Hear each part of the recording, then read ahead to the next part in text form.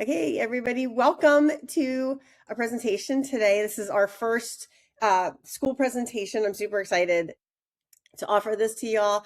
This is avoiding the KDP mistakes new authors make. These are the most typical mistakes that new authors make when they are self-publishing or even going with a hybrid publisher. I've seen hybrid publishers do things as well to people's accounts. This is brought to you from the School Community Publishing for Leaders, which is my community I have for Write For You. So let's get on to our first thing. So a little bit about me. I'm Lynn Aliquity Smurgis. I'm a six-time published author, ghostwriter, and I founded Write For You Self-Publishing. And the reason why I founded that is because there was a huge gap between just people publishing on their own and then going with somebody who they had to write a contract with and put a large investment and didn't have creative control. So I closed that gap with my Write For You Self-Publishing to give new authors and returning authors a different option so that you can still self-publish your book, have complete creative control, but at the same time, you don't have any lengthy service contracts and you own all of your assets. So anyway, this is the Self-Publishing for Professionals podcast. So I'm super excited to do this first group podcast today. What you're going to learn from this session is why Amazon's free ISBN is not the deal that it seems, formatting mistakes that catch authors off guard, and what you need to have ready before you hit the upload button, because that's another area I see a lot of people and they're like, oh, I thought it was all ready, and then I was missing XYZ. So first of all, let's talk about what is KDP. So KDP stands for Kindle Direct Publishing.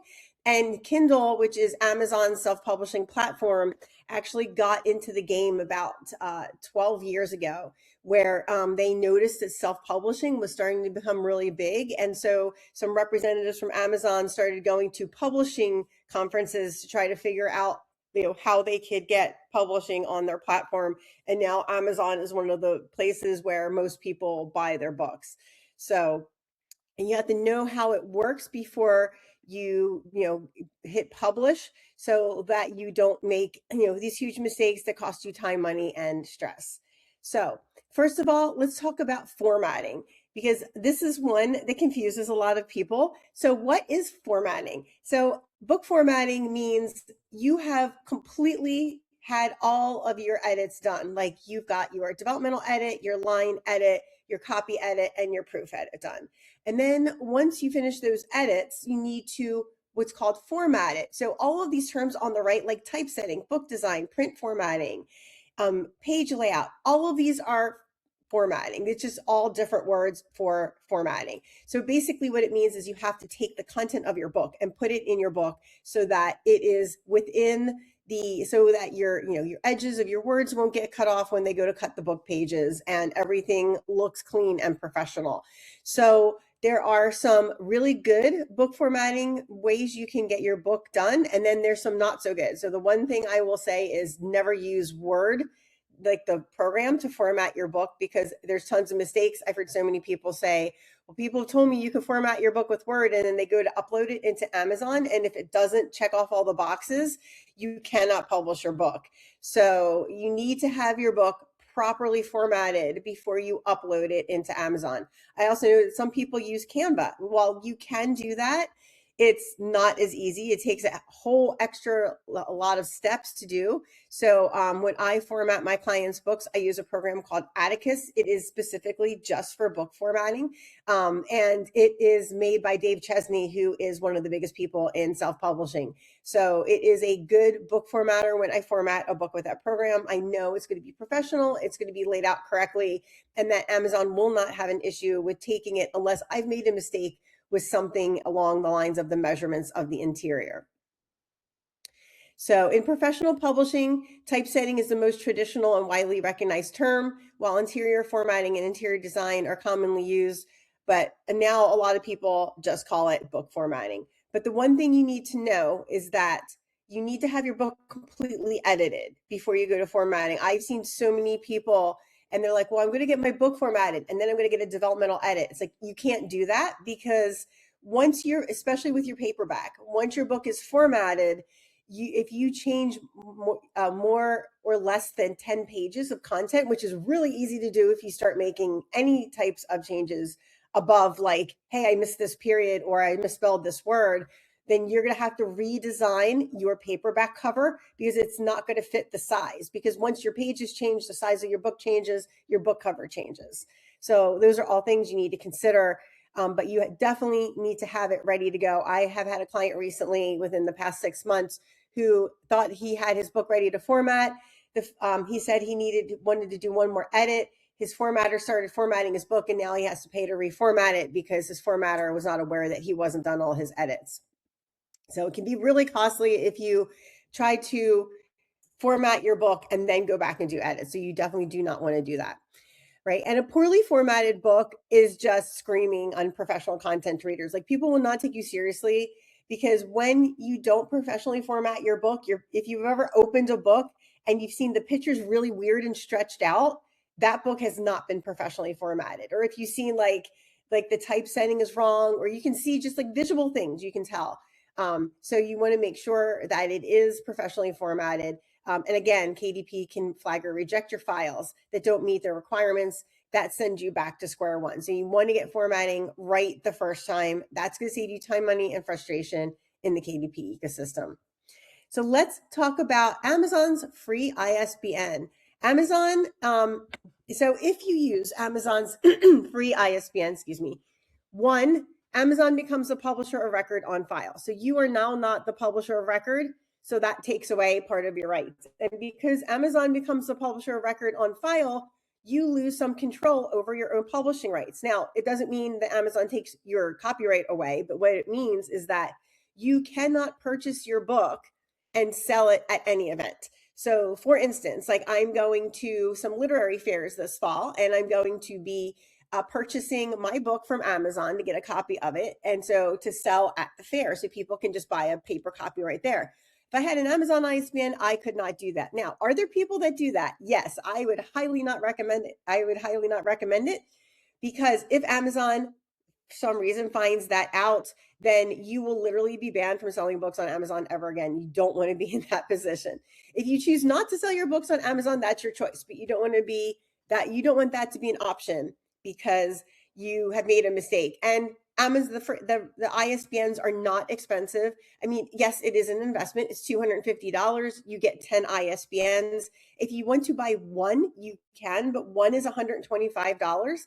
And most people usually need 2 ISBNs to start out because most authors will publish their book in a paperback and an ebook format. And you need one ISBN for each of your formats. So you need one for hardcover, a different one for audiobook, a different one for your ebook, and a different one for your print book. So buying that 10 ISBN just makes sense because if you're paying $125 for one, why would you pay $250 for 2 and you can have $250 for 10?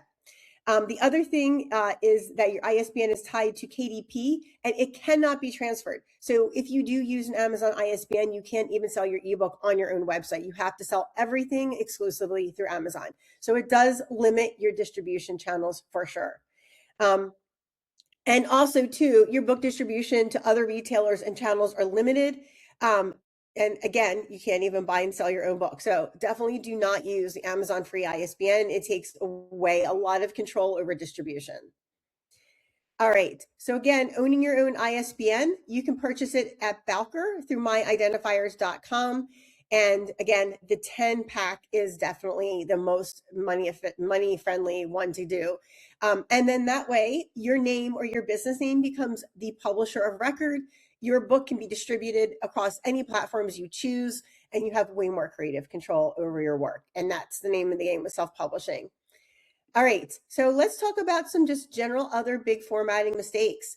One is using the incorrect margin settings for print books. If you're working on Word or another program that's not specifically designed for book formatting, you can find out based on your size what your margins are from the KDP. It's called the KDP calculator on Amazon.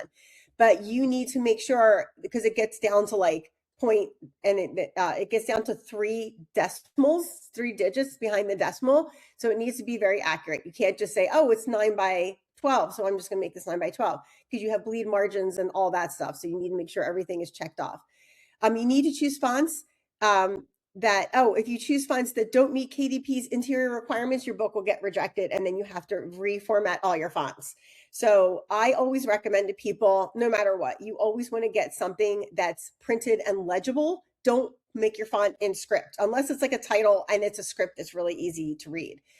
So inconsistent paragraph spacing or indentation throughout the manuscript. So you want to be careful of that because that, again, looks unprofessional. Or submitting a file with a resolution that is too low for print quality. Okay, that can happen too. Again, this is the settings in whatever formatting that you are using or the person that you've chosen is using. Fonts not embedded properly in your manuscript. That means that your fonts are not like digitally embedded correctly so that it's not reading correctly on the other end. So that's another big issue with formatting in KDP that people miss. Okay, take two, not having your manuscript completely edited before formatting. And we talked about that earlier. Trying to use your ebook cover for your paperback and vice versa. I've seen people do this. They have a paperback cover and they try to use it for their ebook, and they have an ebook cover and they try to use it for their paperback. Those are not interchangeable. You cannot do it. I do book design, and when I do book design for my clients, I always create the ebook cover first. And then once my client approves that, I take that design and apply it to the paperback because the paperback is going to have two sides, the front and the back. The ebook cover only has one side because it's just on a Kindle reader, so it doesn't have a back. And it also has a completely different set of parameters too. So there's really no bleed lines for an ebook, whereas with the paperback book, you have definite bleed lines. And if you're the person that you've hired for your book cover does not know that, it's going to take, like one of my clients, she hired somebody differently for her paperback cover, didn't even know she needed to download a template from KDP, and it took her 5 tries to get her cover correct, her paperback cover correct, because she didn't use the guidelines on Amazon, and we could not upload her book cover. Again, using Word to format your book, where if you hire somebody and they're using Word, always ask them, if you're not hiring me, what do you use to format your book, the book? Not setting up a proper table of contents. If you don't have a proper table of contents, your Amazon will not accept the book. And with the book formatting programs, you have a specific table of contents that's already uploaded and programmed into it, so that when I upload my books or my clients' books, it automatically does that for me, so I know it's properly formatted. All right, so this is the upload checklist. So these are all the things you need to have ready before you even think about getting on Amazon to upload your books. One is a formatted interior file. For the cover, you want a flattened PDF that's best for printing. But for KDP, I would recommend a PDF. There's less things that go wrong with a PDF. Again, a print-ready cover file, which I just talked about. Your book description, you need to be ready to go, so you can just copy it from whatever digital document you have it on and paste it into KDP, because there's 3 pages, there's 3 tabs you need to go through to finish the whole process. You need to know what keywords and categories you're going to select. You get 7 keywords and 2 categories. Now, for this spot on your KDP, you cannot use keywords that are in your title or subtitle. So if you have the word business in your title or subtitle, you can't use those words in your keywords keyword section. You have to use a different word. So you have to get really creative with the keywords. And then they give you up to 3 categories to select. And it's not just general categories, there's also subcategories. So you want to go through that and see which subcategories are going to fit your audience. Now, sometimes you can pick a subcategory that might not really be in your niche, but that your audience listens to or looks for.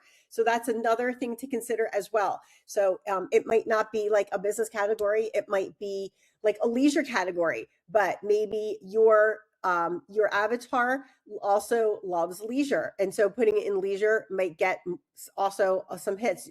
And you have to experiment with this as well. You need your pricing and royalty structure decided. So it will show you in Amazon when you put your price in there, what your royalty is going to be when you sell a book on Amazon. So it's always more profitable to sell your book yourself. But again, that takes a lot more marketing. And when you're out somewhere at a conference, it's much easier to give somebody your Amazon link to buy your book. And so one of the things with pricing with paperbacks, you need to make sure that your paperback is at least $8.95, or Amazon. I think Amazon won't publish it. It has to be at minimum of $8.95, I believe. And they just changed that like last year. Your ISBN has to be assigned to your book before you put the number in on Amazon, because Amazon does a check with my identifiers to make sure that your ISBN is assigned. And you have to do that through my identifiers, where you go in and assign your number, like this ISBN is going to be used for your ebook, this one your paperback, so on and so forth. You need to have your author bio, because you want to set up your author page. And you want to set up your author page because it's another way for other people to discover you. And the other piece with your author page is, if when you do set up your author page, if you have another book already, you want to make sure that you spell your name exactly the same way. I have a friend who has a hyphenated last name, and depending on the platform, sometimes she uses it and sometimes she doesn't.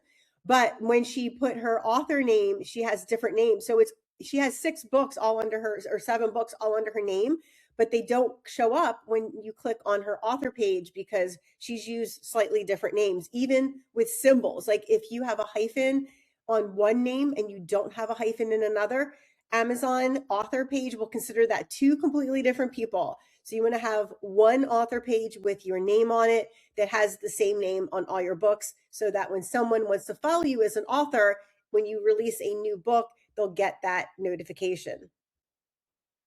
Okay, so note on categories and keywords. So categories determine where your book lives on Amazon, and keywords determine who finds it.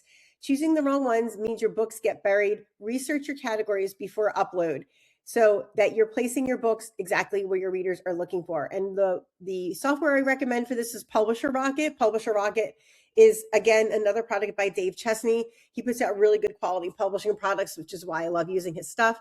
And I love the picture of him with his baby, who is probably now in his late teens, early 20s, in the backpack on his front, like he's doing the baby backpack dad thing, which is super cute. So again, anyway, you cannot use any words from your title or subtitle in your keywords. Amazon will not list your book, and I've had that happen to my SEO book. Excuse me. Before you hit publish, run through this quick checklist. 1, is your interior file reviewed and proofread? Okay, and is your book correctly formatted? Does your cover file meet your KDP dimensions and bleed requirements? Does your book description, is it edited, and is it compelling, right? Is it to show people, especially if it's a nonfiction book, what are they going to learn from your book? Okay, so you might want to have some 4 or 5 bullet points, and like when you read, like you started out with like, here's the frustration, here's the questions people are asking, like that hit your pain points. Then here are the solutions. Here are the things you're going to learn. Your book description must be edited and compelling. Make sure it doesn't have a bunch of proofreading mistakes in it. Price set, royalty rate confirmation. Your categories and keywords need to be chosen, and your preview tool reviewed. So once you upload everything, Amazon says, hey, here's the preview. You have to look through every page. I always recommend people don't shortcut this. One of my clients did, and he said, no, I just want to publish it. And I said, no, I really recommend that you look through every page. And he didn't. And there were a couple formatting mistakes that he didn't catch. And so now moving forward, I don't ever upload someone's KDP file unless they have looked through every page of their final before we hit publish. So that is a rule I use with my clients who are doing Amazon KDP upload. All right, make your first KDP experience a good one. Publishing on Amazon is a milestone we're celebrating, but if you're prepared, right, you feel empowered. But if you're not prepared, it's just frustrating and you don't get your book published and it doesn't go as planned. So you've done the hard work of writing your book, then you get to share it with the world when you hit that publish button. All right. So in our school community, for people who are listening to the podcast, you get free workshops for members. You get access to our monthly coffee brew chat, which is coming up in May. You get workshop recordings available to watch anytime. So this recording that we're making today for the podcast is also going to be in our school community. And you get a supportive space at any stage of your authorship, whether you just have an idea or you are about ready to publish on KDP. And for the members of the community who are attending this today, if you refer your friend with a school link, and you are the person who has referred the most people, you get an hour of book coaching with me as a gift. So definitely refer people who you think will be a great fit. All right. So Anna, I will go first with you. Do you have any questions about KDP challenges or uploading anything on KDP or the process? Not right now. The last time you and I talked, we actually went into Amazon and looked at my first book, and I still have some questions about that, but I'm not ready to really think about uploading my second book just yet. Okay. So yeah, and then you had gone with a publisher for your first book, and the publisher clearly got control of your KDP account, correct? And then we were trying to figure out like Oh, if because that's you true. did not have your own KDP account. We don't know yet. Gotcha. Well, if you signed into your Amazon account and you don't see your book on your KDP, then it's definitely not under your control. So you definitely figure that out because you don't want to put your second book up there without having control over your KDP account. All right, Frederick, what questions do you have about Amazon KDP publishing? I don't have questions in a sense, but I did learn something, and I've realized I made two of the mistakes. One of it was since my book is called Creating Business Superfans, I had one of the key words is referrals for businesses. And so that cancels itself out. And then I had it also small growth strategies for business. And so I had the word business twice into my keywords. So I've just been removing it and making some modifications. And we'll see, maybe that's why I don't show up anywhere, because I was violating the rules Yeah, without knowing typically, it. yeah, and they may have done that because one I know that it didn't used to be that way. I think they changed that in the past couple years. But I know for me, it was also my business book. It was my SEO book for business entrepreneurs. And I think I'd put SEO in the keyword or business, and it wouldn't let me even like upload it. So that if you had those words in there, that might have been the reason why your Yeah, I book was able isn't to showing up. publish it, but it wasn't showing up. Yep, that might be it. So we So, may have okay. solved your Well, problem without even knowing it. we'll see. I'm making some tweaks and I'll report later. Awesome. Sounds good. Yeah, tell me how it goes. Awesome. All right, let's see, hold on 1 second. All right. So you guys hang on for afterward, but thank you all for coming. Thanks everybody for listening to the podcast, and make sure to tune in next week for another episode of Publishing for Professionals.